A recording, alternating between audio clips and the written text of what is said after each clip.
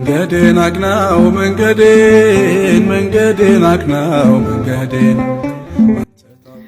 በስመ አብ ወወልድ ወመንፈስ ቅዱስ አሐዱ አምላክ አሜን። ውድ የቻናላችን ቤተሰቦች እንደምሰነበታችሁ። ዛሬ በዚህ ቪዲዮ ስለ ንጉሥ ዳዊት ድል አንስተን የእኛን ሕይወት እናስበታለን። እስከ ፕሮግራሙ ፍጻሜ አብራችሁን እንድትቆዩ በአክብሮት እንጋብዛለን። ወደ ዝግጅቱ እንላለን። ብላቴናው ዳዊት የተከሰተው እስራኤል ግዙፍ ተግዳሮት በገጠማ ጊዜ ነው። ፍልስጤማውያን እስራኤልን በወረሩ ጊዜ ሻምፒዮናቸውን ጎልያድን በእስራኤል ጦር ልብ ውስጥ ሽብርን ዘርቶ በነበረበት ጊዜ ነው።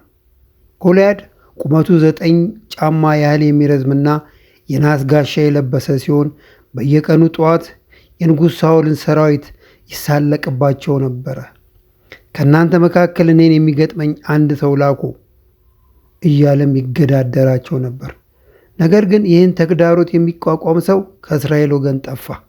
በዚህ ጊዜ ነው ብላቴናው ዳዊት የተከሰተው። የእሴይ ታናሽ ልጅ ዳዊት መጀመሪያ ላይ ወደ ጦር ሜዳ የተላከው ለወንድሞቹ ስንቅ ለማድረስ ብቻ ነበረ። እዚያ ያለም የጎልያድን ስድብ ሰማ። የእግዚአብሔርን ስም ለመከላከል ማንንም አለመድፈሩም አስገረሙ።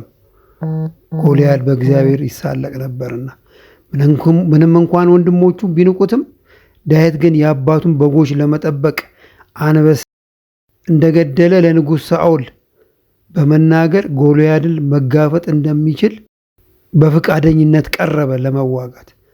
ሳኦልም ሁኔታውን አየና ፈቀደለት። የራሱንም የጦር ትጥቅ እንዲወስድ ለመነው። እንግዲህ ከዚህ በኋላ ነው የሸለቆ ውጊያ የተጀመረው። ዳዊት የንጉሱን ከባድ የጦር ትጥቅ አልለመድኩትምና አልፈልግም እምቢ አለ። ከዚያም የሚከተሉትን ብቻ ይዞ ወደ ጦር ሜዳው ገባ። አንድ ተራ በትር፣ አንድ ወንጭፍ፣ 5 ለስላሳ ድንጋዮች ከወንዝ ለቅሞ የተለቀሙ ድንጋዮችን ይዞ ወደ ጦር ገባ። ጎልያድ ዳዊትን ባየው ጊዜ በበትር ልትመታኝ መጣህን? እኔ ውሻ ነኝን? እያለ ሳቀበት፣ ተሳለቀበት። ዳዊት ግን በቆራጥነት እንዲህ ሲል መለሰለት፣ አንተ በሰይፍና በጦር ትመጣብኛለህ፣ እኔ ግን አንተ በተገዳደርከው በሰራዊት ጌታ በእግዚአብሔር ስም እመጣብሃለሁ አለው። ከዚህ በኋላ ነው እንግዲህ ወሳኙ ግብግብ የተጀመረው። ጎልያድ ወደ ዳዊት ቀረበ። ዳዊት ግን አልፈራውም። ይልቁንም ወደ ግዙፉ ሰው ወደ ጎልያድ እየሮጠ ሄደ። አንድ ድንጋይ በወንጭፍ አድርጎ ወረወረ። ድንጋዩም የጎልያድን ግንባር መታው፣ ወደ ጭንቅላቱም ሰጠመ። ግዙፉን ጎልያድ በግንባሩ ተደፍቶ ወደቀ። በመዝሙር 150 ላይ ዳዊት ራሱ እንደመሰከረው ግንባሩን በወንጭፍ መታወት፣ ያን ጊዜም በእግዚአብሔር ኃይል ወደቀ። ጎልያድ በእግዚአብሔር ኃይል ወደቀ። ከውጊያው በኋላ ፍልስጤማውያን ጀግናቸው መውደቁን ሲያዩ በድንጋጤ ሸሹ። እስራኤላውያንም በድል ድምፅ ተነሳስተው ጠላቶቻቸውን እስከ ምድር ዳርቻ ድረስ አባረሯቸው።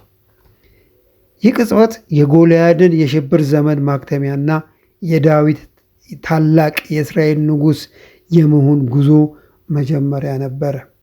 የዳዊትና የጎልያድ ታሪክ ከመጽሐፍ ቅዱስ ታሪኮች መካከል ለዘመናት ለአማኞች የብርታትና የጥበብ ምንጭ ሆኖ የቆየ ነው። ይህ ታሪክ ለአማኞች ብዙ ትርጉሞች አሉት። በጥቂቱ ብንመለከት፣ አንደኛ በእግዚአብሔር ላይ ያለ ሙሉ እምነትን ያሳየናል። ዳዊት ጎልያድን ለመጋፈጥ የደፈረው በራሱ ችሎታ ሳይሆን በእግዚአብሔር ረዳትነት ላይ ሙሉ እምነት ስለነበረው ነው። አማኞች በሕይወታቸውም የሚያጋጥሟቸውን ችግሮች ምን ያህል ግዙፍ ቢመስሉም ከችግሩ በላይ የሆነውን አምላክ ማየት እንዳለባቸው ያስገነዝበናል፣ ያስተምረናል። ድል የሚገኘው በሰው ኃይል ሳይሆን በእግዚአብሔር ኃይል መሆኑን ያረጋግጥልናል። ሁለተኛው ከታሪኩ የምንማረው ፍርሃትን ድል ማድረግ እንደሚቻል ነው። መላው የእስራኤል ሰራዊት በጎልያድ ቁመትና ዛቻ ተሸብሮ ነበር። ዳዊት ግን ሁኔታውን የተመለከተው በዓለማዊ ዓይን ሳይሆን በመንፈሳዊ ዓይን ነበረ። ፍርሃት የእግዚአብሔርን ታላቅነት እንዳናይ ያደርገናል።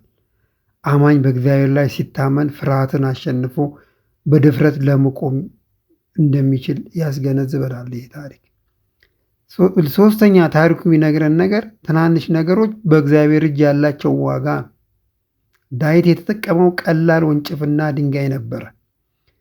በሰዎች ዘንድ እነዚህ ነገሮች ለጦርነት ዋጋ የላቸው። ነገር ግን እግዚአብሔር ከሰራባቸው እግዚአብሔር በእነዚህ ቀላል ነገሮች መስራት እንደሚችልና ታላቅ ድር እንደሚያደርግ ያየንበት ነው። እግዚአብሔር ሰውን ለመርዳት የግድ ትልቅ ሀብት ወይም ጉልበት አያስፈልገውም። ያለንን ጥቂት ነገሮች፣ ጥቂት ችሎታ፣ ጥቂት ጊዜ እና እምነት ለእግዚአብሔር ስንሰጥ እርሱ ወደ ታላቅ ውጤት ይለውጠዋል። ይህንን ነው የሚያስተምረን። ሌላው ታሪኩ የሚያስተምረን የተሰጠንን ጸጋዎች መጠቀም ነው። እንግዲህ ንጉሥ ሳኦል የራሱን የጦር ዕቃ ትጥቅ ለዳዊት ሰጥቶ ነበረ። ዳዊት ግን ስላልለመደውና ስላልተመቸው አውልቆታል። እርሱ የተጠቀመው የለመደውን እግዚአብሔር የሰጠውን የእረኝነት መሳሪያ ነበረ። አማኞች ሌሎችን ለመምሰል መሞከር የለባቸውም። ይህ ታሪክ የሚያስተምረን ይሄንን ነው። እግዚአብሔር ለእያንዳንዱ ሰው የሰጠው የተለያዩ ጸጋና ችሎታ አለ።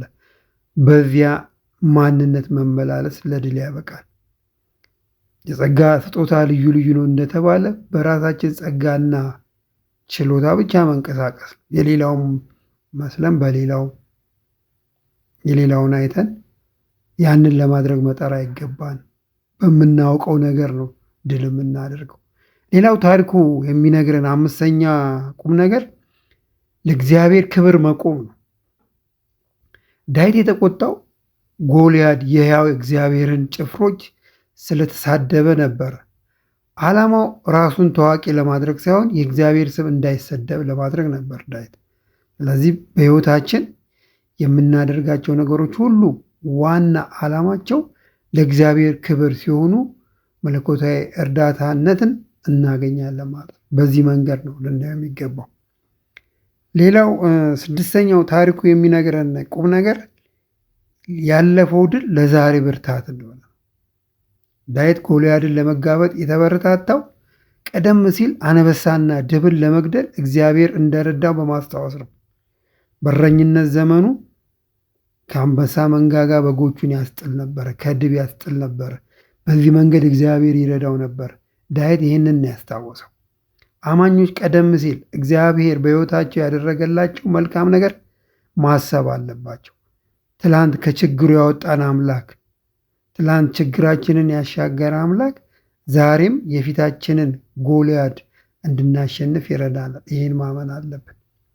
ትላንት የጠበቀን ዛሬ አይተወን፣ ለነገም ከኛ ጋር ነው። ይህንን ነው ማሰብ ያለብን። እነዚህን ነገሮች ታሪኩ ያስተምራል። ከዚህ በተጨማሪ ታሪኩ የሚያስተምረን የዳዊትን ልምምድ ነው። ለታላቅ ድል መሰረት የነበረውና ለአማኞች ለእኛ ለምናምን ትልቅ ትምህርት የሚሰጥ ክፍል አለው። ዳዊት ወደ ጦር ሜዳ ከመሄዱ በፊት በምድረ በዳ እንደ እረኝነት ያሳለፋቸው ዓመታት ለታላቁ ዓላማ የተዘጋጀባቸው የልምምድ ጊዜያት ነበሩ። የዳዊት ልምምድ በዋናነት በሚከተሉት ነጥቦች መገለጽ ይችላል። አንደኛ፣ የታማኝነት ልምምድ ነበረው ዳዊት በሕይወት ውስጥ። ዳዊት የተለማመደው በጥቂት በጎች ላይ ነው። በምድረ በዳ ማንም ሳያየውና ሳይጠብቀው አባቱ የሰጠውን ጥቂት በጎች በታማኝነት ይጠብቅ ነበረ። እግዚአብሔር ታላቅ ነገር ከመስጠቱ በፊት በትንሽ ነገር ላይ ታማኝ መሆናችንን ይፈትነናል። በጥቂቱ የታመንክ በብዙ ትሾማለህ ብሎ እንዳስተማረን ማለት ነው። ዳዊት በሕይወቱ ይህንን አሳይቷል። ሁለተኛ፣ የዳዊት ልምምድ በብቸኝነት ከእግዚአብሔር ጋር መሆንን ነበረ። ከእግዚአብሔር ጋር ብቻውን የመሆን ልምምድ ነበረው። በምድረ በዳ በጎቹን ሲጠብቅ የሚያሳልፈው ጊዜ ከእግዚአብሔር ጋር የሚገናኝበት ነበር። በዚያ ብቸኝነት ውስጥ በገናውን በመደርደር መዝሙር በመዘመር እግዚአብሔርን ማምለክን ማመስገን የተለማመደው ከእግዚአብሔር ጋር ጊዜን ያሳልፍ ነበር። እንግዲህ ፋይዳው ምንድን ነው? የዚህ ታሪክ ለእኛ ላማኞች ታላቅ ድል የሚመጣው ከሰው ጋር በመታየት ሳይሆን በጓዳ በድብቅ ከእግዚአብሔር ጋር በሚደረግ ግንኙነት፣ ጸሎትና አምልኮ ነው። ከእግዚአብሔር ጋር ጊዜ ማሳለፍ ያስፈልጋል። እንደዚህ አይነት ልምምዶች ሊኖሩን ይገባል። የጸሎት ልምምድ፣ በተመስጦ ከእግዚአብሔር የምንገናኝበት የጾም ልምምድ፣ የአምልኮ ጊዜ ልምምድ፣ ብቻችንን ለታይታ ሰው ሳያየን ከእግዚአብሔር ጋር የምናደርገው ግንኙነት፣ የዚያ ልምምድ ለሕይወታችን ለትልቅ ድል ያበቃናል ማለት ነው። ሌላው የዳየት ልምምድ የአካላዊና የመሳሪያዊ ልምምድ ነው። ስኪል ነበረው። ዳዊት ወንጭፍን የተለማመደው በትርፍ ጊዜው አልነበረም። በጎቹን ከአራዊት ለመጠበቅ በየቀኑ ድንጋይ ይወነጭፍ ነበረ፣ ድንጋይ ይወረውር ነበረ። የጠላትን ግንባር በትክክል እንዲመታ ያደረገው የግዛን ጊዜ የብዙ ጊዜ ልምምድ ነው። እግዚአብሔር በዛ ጊዜ ውስጥ እንዲያሳልፍ አድርጎታል። እግዚአብሔር ተአምር ቢሰራም እኛ ደግሞ እግዚአብሔር የሰጠንን ተሰጥኦ ታለንት ልንለማመድና ልናሳድግ እንደሚገባ ያሳየናል። እግዚአብሔር ያለንን ነው የሚባረክልን። የእኛን ድርሻ ልንወጣ ያስፈልጋል።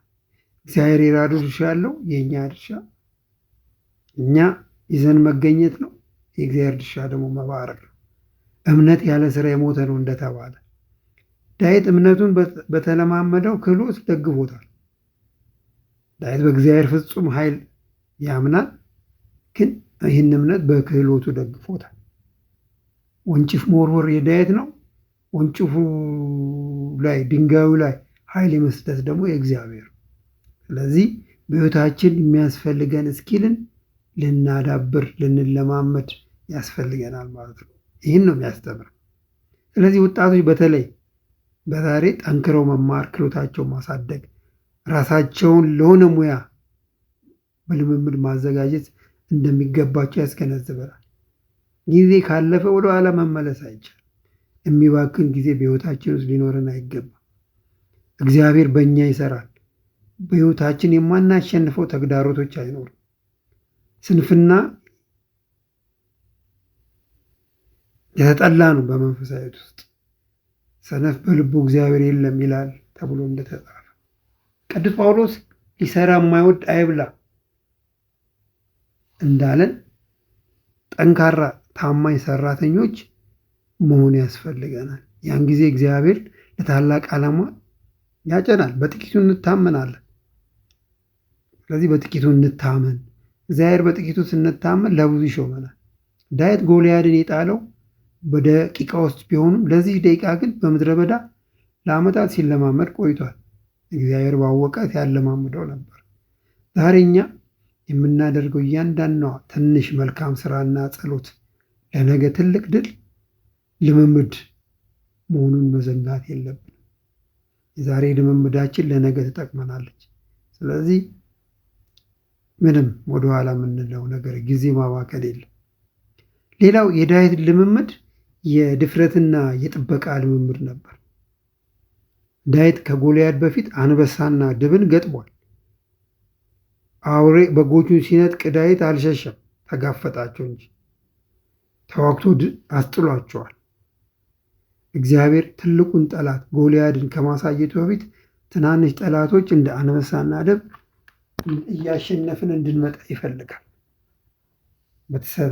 የተሰማራንበትን እያንዳንዷን ጥቂት ነገር በብቃት ማለፍ አለብን። እነዚህ ድሎች ናቸው ለትልልቅ ድል በራስ መተማመን የሚገነቡልን። ሌላው የዳዊት ልምምድ የመንፈሳዊ ትጥቅ ልምምድ ነው።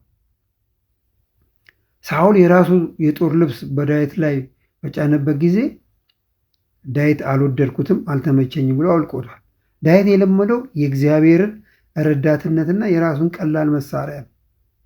ስለዚህ የሌላ ሰው ማንነት ወይም የሌላ ሰውን ስልት ተውሰን ድል ልናገኝ አንችልም። እግዚአብሔር ለእኛ በሰጠን ቀላል ጸጋ ላይ መለማመድ ከሁሉ በላይ ውጤታማ ያደርገናል። ያንን ማሰብ ያስፈልጋል። በአጠቃላይ ውድ ቤተሰቦች ይህ ታሪክ የሚያስተምረን የውጊያው ባለቤት እግዚአብሔር መሆኑን ነው። በሕይወት መንገድ ላይ የሚያጋጥመንን ጎልያዶች እንደ ሕመም፣ የገንዘብ ችግር፣ ሱስ ወይም ጭንቀት፣ ስራ ማጣት የመሳሰሉትን በእግዚአብሔር ፊት በጣም ትንሽ መሆናቸውን ያስገነዝበናል። ስለዚህ የዛሬውን ቪዲዮ እንደተማራችሁበት ተስፋ እናደርጋለን። ከወደዳችሁት እንግዲህ ላይክ አድርጉት፣ ለሌሎች መልእክቱም እንዲደርስ ሼር በማድረግ አጋሩት። ቤተሰብ ያልሆናችሁ ሰብስክራይብ በማድረግ ቤተሰብ ሁኑ። ተመሳሳይ እንደዚህ አይነት ቪዲዮዎች እንዲደርሳችሁ የደወል ምልክቷን ይጫኑ። ለዛሬ አበቃን። የእግዚአብሔር ቸርነት፣ የእመቤታችን አማላጅነት፣ የቅዱሳን ሁሉ ረዳት እና ምልጃ ከሁላችን ጋር ይሁን። ወስብሐት ለእግዚአብሔር።